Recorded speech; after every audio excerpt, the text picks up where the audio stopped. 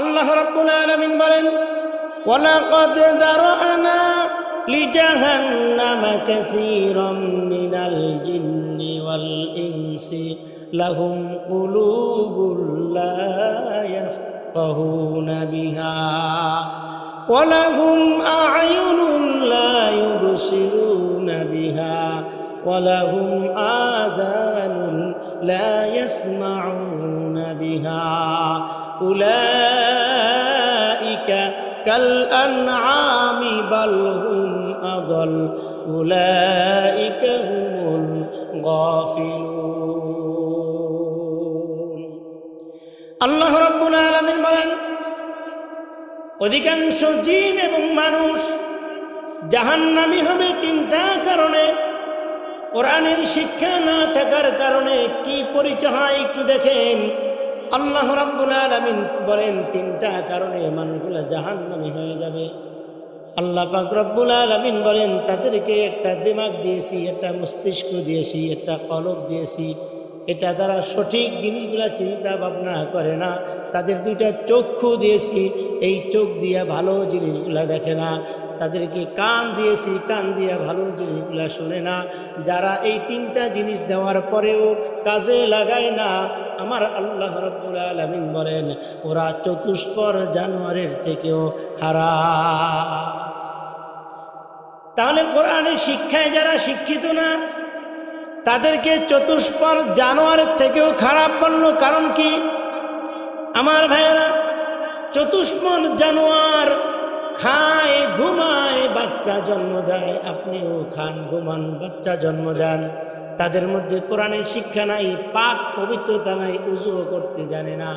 আপনি মুসলমানের ঘরে পয়দা হওয়ার পরেও কোরআনের শিক্ষা যদি আপনার মধ্যে না থাকে, হালাল হারাম যদি আপনি না বোঝেন, আল্লাহ পাক রব্বুল আলামিন বলে দিলেন ওই চতুষ্পর জানোয়ার থেকেও তুমি খারাপ।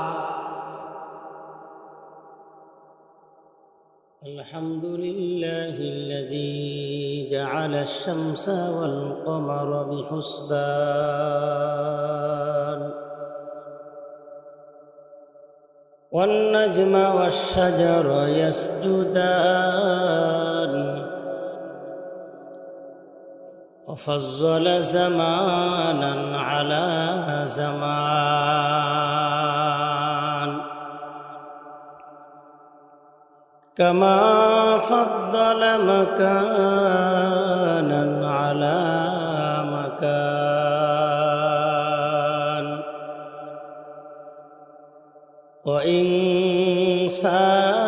وإنسانا على إنسان ونشهد أن لا إله إلا الله وحده لا شريك له ونشهد أن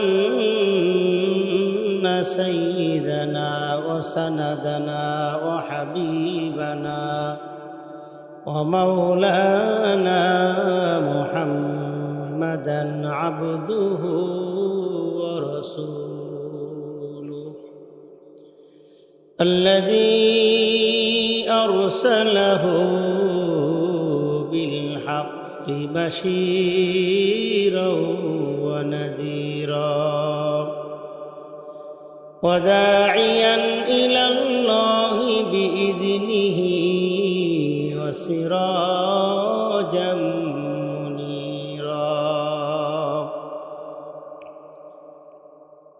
أما بعد فأعوذ بالله من الشيطان الرجيم بسم الله الرحمن الرحيم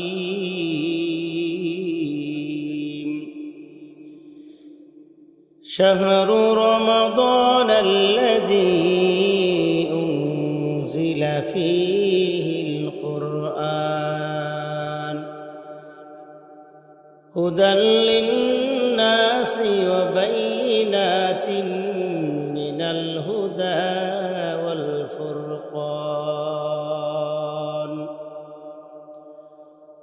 وقال رسول الله صلى الله عليه وسلم: خيركم من تعلم القرآن وعلمه، أو كما قال عليه الصلاة والسلام. سبحانك لا علم لنا إلا ما علمتنا إنك أنت العليم الحكيم. رب اشرح لي صدري ويسر لي أمري واحلل عقدة من لساني يفقه قولي. সকলে আমরা দুরূদ শরীফ পড়ি। আল্লাহুম্মা সাল্লি আলা মুহাম্মাদিন ওয়া আলা আলি মুহাম্মাদ কামা সাল্লাইতা আলা ইব্রাহিম ওয়া আলা আলি ইব্রাহিম ইন্নাকা হামিদুম مجيد. اللهم بارك على محمد وعلى آل محمد كما باركت على إبراهيم وعلى آل إبراهيم إنك حميد مجيد. بلغ العلا بكماله كشف الدجى بجماله حسنت جميع خصاله صلوا عليه وآله. মুআজ্জাজ মুহতারাম সম্মানিত মুসল্লিয়ান ইকরাম, আল্লাহ রাব্বুল আলামিনের আলিশান দরবারে অন্তরের অন্তঃস্থল থেকে শুকরিয়া জ্ঞাপন করছি যে মহান রব্বুল আলামিন পবিত্র রমজানুল মুবারকের প্রথম জুমায় আমাকে আপনাকে মোহাব্বত করে ভালোবেসে সুস্থ রেখে আল্লাহ তাআলার ঘর মসজিদ তথা জান্নাতের বাগানে জান্নাতি পরিবেশে আসার বসার তৌফিক দান করেছেন। সেই মাহবুদের দরবারে অন্তরের অন্তঃস্থল থেকে শুকরিয়া আদায় করি, বলি আলহামদুলিল্লাহ। এই রমজান মাস পেয়ে আপনারা খুশি নেবে যান। এই রমজান মাসের জন্য আমরা দোয়া করেছিলাম 2 মাস আগে থেকে, আল্লাহুম্মা বারিক লানা ফি রজব ওয়া শাবান ওয়া বাল্লিগনা রমাদান। হে আল্লাহ, রজব এবং শাবান মাসের হায়াতে বারাকা দান করো, রমজান পর্যন্ত পৌঁছাইয়া দাও। আল্লাহ রাব্বুল আলামিন আমাদের আবেদন রেখেছেন, রমজান পর্যন্ত পৌঁছেই দিয়েছেন। আল্লাহ তাআলা তার ওয়াদা রেখেছেন। এখন আমরা ওয়াদা রাখতে পারবো কি পারবো না, এটাই হচ্ছে বিষয়। আল্লাহ তাআলা তার ওয়াদা রেখেছেন। এখন রমজান মাসে আপনি আমি কি করতে পারি, এখান থেকে কি অর্জন করতে পারি, এটা হচ্ছে আমাদের বিষয়। রব্বুল আলামিন এই রমজান মাস দিয়েছেন উম্মতের গুনাহ মাফ করানোর জন্য। রাসূল সাল্লাল্লাহু আলাইহি ওয়াসাল্লাম বলেন, রমজান মাস পাইয়া যারা গুনাহ মাফ করাইতে পারল না, তাদের মতো কপাল পোড়া হতভাগা আর হতে পারে না। কারণ রমজান শব্দের অর্থই হচ্ছে গুনাহকে জ্বালিয়ে পুড়িয়ে ভস্ম করে দেওয়া। এটা একটা গনিমত আপনার আমার জন্য। এই জন্য বেশি বেশি আল্লাহ তাআলার শুকরিয়া আদায় করতে হবে যে আমি রমজান মাস পেয়ে গেছি, আমি রমজান মাস পেয়ে গেছি। তাহলে এই খুশিটা উদযাপন করব আমরা ইবাদতের মাধ্যমে। সম্মানিত হাজিরিন, রমজান মাসের দাম এত বাড়লো কেন? অনেকগুলা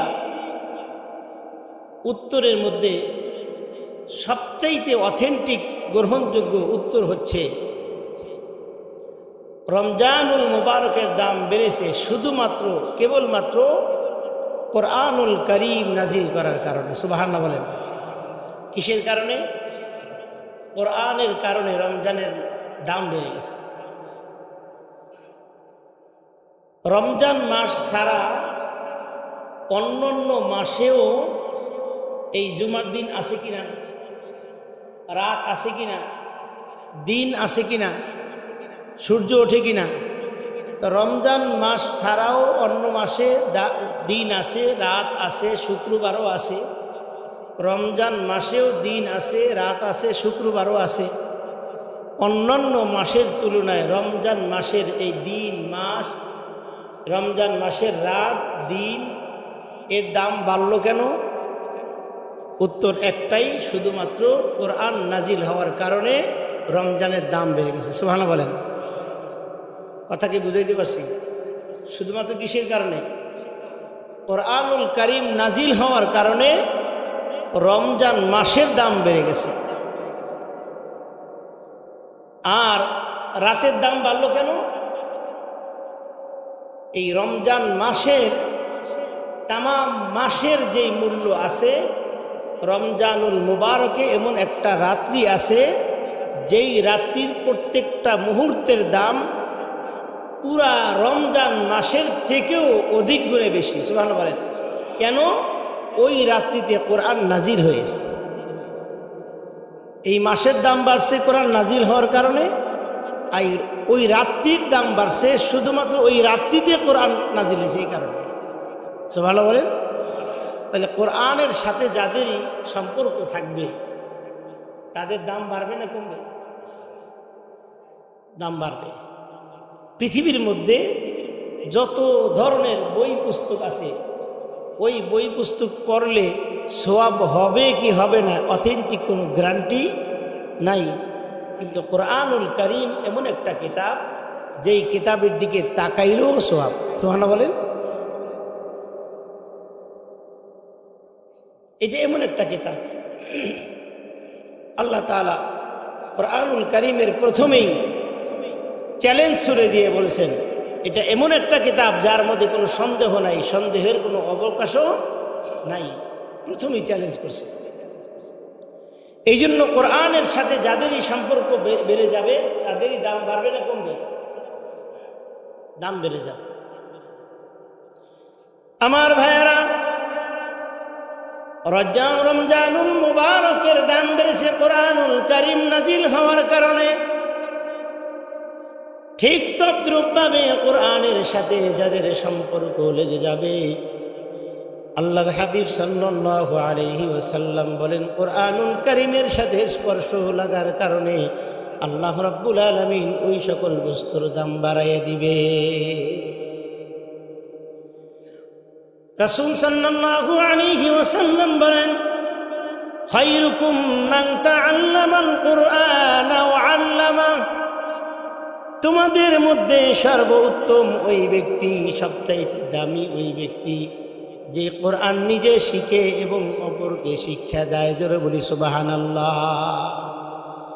পৃথিবীর মধ্যে জজ, ব্যারিস্টার, সভাপতি, মন্ত্রী, এমপি এদেরকে সম্মানিত বলে নাই। আল্লাহর হাবিব সাল্লাল্লাহু আলাইহি ওয়াসাল্লাম বলেন যে ব্যক্তি কোরআন নিজে শিখে এবং অপরকে শিক্ষা দেয় ওই ব্যক্তি হচ্ছে পৃথিবীর মধ্যে সবচাইতে দামি ব্যক্তি। আমার ভাইয়েরা, আল্লাহর হাবিব সাল্লাল্লাহু আলাইহি ওয়াসাল্লাম বলেন, পৃথিবীর মধ্যে আল্লাহ রাব্বুল আলামিন মানুষ সৃষ্টি করেছেন দুইটা প্রকারে। একটা হচ্ছে জন্মগত মানুষ, আর একটা হচ্ছে গুণগত মানুষ। জন্মগত মানুষ হইতে হইলে কোনো কোয়ালিটি লাগে না। জন্মগত মানুষ হইতে হইলে মা বাবার ঔরসে জন্মগ্রহণ করলেই জন্মগত মানুষ হওয়া যায়, তার একটা পরিচয় থাকে, তাকে মানুষ মানুষে বলে। কিন্তু আল্লাহ রাব্বুল আলামিন জন্মগত মানুষকে মানুষ বলেন নাই। আল্লাহ পাক রব্বুল আলামিন বলেন, ওই জন্মগত মানুষগুলা যখন কোরআনুল কারীমের শিক্ষায় শিক্ষিত হয়ে কোরআনের সাথে যখন তার ছোঁয়া লেগে যাবে, ওই জন্মগত মানুষগুলা গুণগত মানুষ হয়ে যাবে। যদি বলি সুবহানাল্লাহ। আমার ভাইয়েরা, যাদের মধ্যে কোরআনের শিক্ষা নাই তাদেরকে মানুষ বলা হয় না। দেখতে মানুষের মতো হতে পারে, মানুষের মতো হাঁটে, মানুষের মতো চলে, মানুষের মতো খায়, মানুষের মতো বাচ্চা জন্ম দেয়, মানুষের মতো কথাও বলে, কিন্তু তাকে মানুষ বলা হয় নাই, কারণ ওই মানুষের মধ্যে কোরআনুল কারীমের শিক্ষা নাই। কোরআনুল কারীমের শিক্ষা না থাকার কারণে অফিসের মধ্যে ঘুষের টাকা ধরে, সুদের টাকা ধরে, সুদের ব্যবসা, ঘুষের ব্যবসা করে, মানুষের উপর জুলুম অত্যাচার নিপীড়ন করে, চাঁদাবাজি টেন্ডারবাজি করে, শুধুমাত্র কেবলমাত্র কোরআনুল কারীমের শিক্ষা না থাকার কারণে। আমার ভাইয়েরা, কোরআনুল কারীমের শিক্ষা না থাকার কারণে মানুষের ঘরে জন্ম নেওয়ার কারণেও আল্লাহ রাব্বুল আলামিন তাদেরকে মানুষ বলে নাই। তাহলে তাদের পরিচয় কি? আল্লাহ রাব্বুল আলামিন পরিচয় দিয়ে দিয়েছেন। যেহেতু তাদেরকে মানুষ বলা হয় না, তাদেরকে কি বলা হয়?